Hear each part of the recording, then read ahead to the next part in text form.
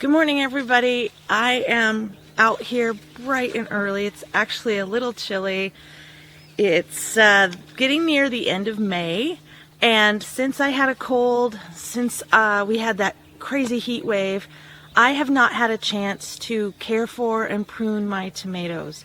We live in the Pacific Northwest, and that means our tomato growing season is rather short. When you prune your tomatoes, make sure you're only pruning indeterminate tomatoes. The difference is determinates, like the word, they are determined to grow a certain size, then they will put out all their fruit and then they die. Indeterminates will grow and grow and grow until you have a frost. Why would I want to prune? Airplane. I would want to prune my indeterminates because I have a short growing season, and I want my tomatoes to focus on really building a good solid main stalk and putting out fruit and focusing on fruit.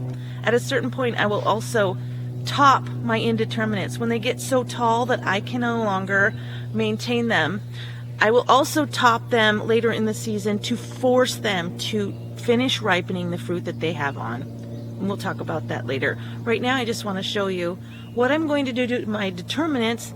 Okay, I say I have determinants, but I don't really know. I got 2 plants from my friend Alyssa. Shout out to you, Alyssa. She doesn't know if they're determinate or indeterminate. I think they might be determinates. They're kind of acting like a bush plant, a bush tomato, and I still need to prune them, and I'll show you why. Come on over here. It's fun to be outside. This is that plant I was talking about. It's very, very short and sort of bushy, but it doesn't act like it's trying to get any taller. It's a very stocky, sturdy little guy. But any leaves, like this one, that are touching the ground, or in my case, touching the top of the bale, need to be pruned off. They're showing signs of disease. Any contact with the dirt is very bad. So I'm actually limbing up this tomato, and I may not get a ton of tomatoes from this plant. It was a gift. We'll see how it goes. Anything that's touching the ground needs to go, including this big leaf here. And I know it seems drastic, but it's not going to hurt this tomato at all. I'll keep this one. I may actually encourage it to grow. We'll see. It does have a tomato on. It has actually 2 tomatoes on. So I don't really want to do too much more to it, but I'm tempted to take this one off, but I'll leave it. Next, I'll show you what I'm going to do with my indeterminates, and it's going to seem a little drastic. But again, I don't have unlimited growing time. I have a pretty short growing season, and I want to maximize my tomato yield.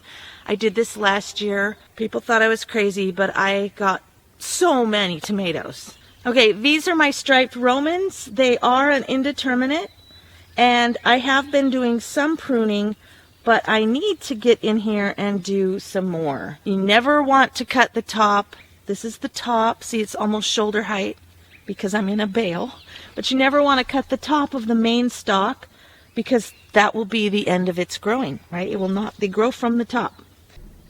Okay, do you see this little guy right here growing? It either broke off or we pruned it earlier, and it's actually trying to come back. And I say no. Look at that. We don't want that. What we want is for this plant to actually put all of its energy into making and producing fruit. And see there, that's a bare stem all the way up to where it's first supported. And that is absolutely okay. It will keep pests and diseases from attacking your plant. Okay, see this little guy right there? That's the sucker. It's coming in the kind of armpit of this main branch and a leaf branch. And when they're little, you can just pinch them off. Get rid of those. This is also, sometimes it's hard to tell, but I can see that this is the main branch here, and this is a sucker trying to come up. My little paper crafting scissors allow me to get in there really well. And at this point is when I retrain. This particular tomato is coming in, around, through. I'm weaving it through this cattle panel It's quite a wonderful way to have tomatoes because I can access these from both sides. This tomato is going through this side, and I will actually, when it gets big enough, have it come back through here and work it in and out and in and out.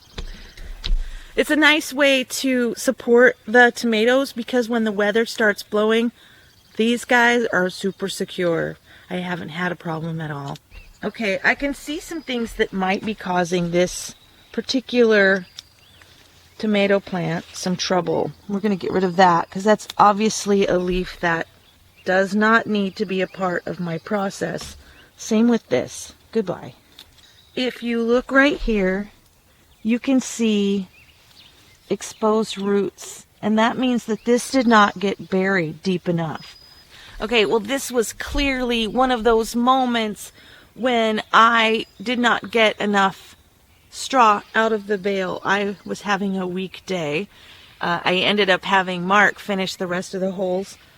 I don't want to traumatize this plant by pulling it out and re-burying it. So my plan is to just put more dirt in there and keep those roots covered. You do not want exposed roots. It can cause a lot of problems for your tomato plant.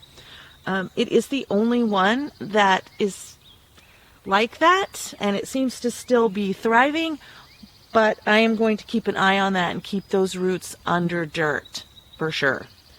Okay, back to pruning. This is another great example of the main stem, and I allowed a sucker to grow, and now it's just as thick and woody as the original stem.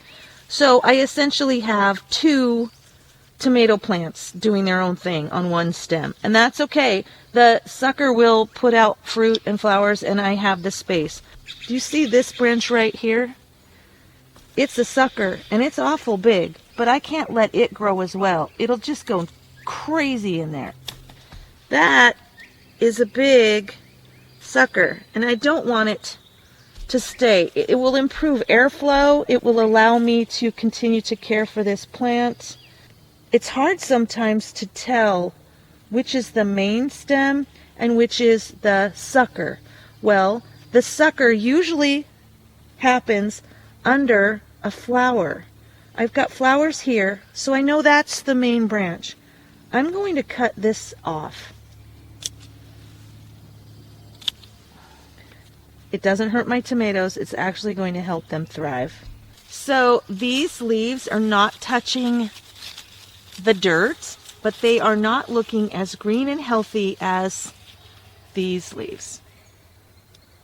Now I'm going to make the determination that they need to go, and I'm okay with bare stem from the dirt all the way up. There's a leaf trying to grow right here, and I do see that there might be some exposed roots from the irrigation system. Is kind of digging a hole right here. I'm going to bring some more dirt and cover this root system as well. I'm cutting this one off too because it's looking not like it's not looking good, and I don't want diseased leaves on my tomato plants.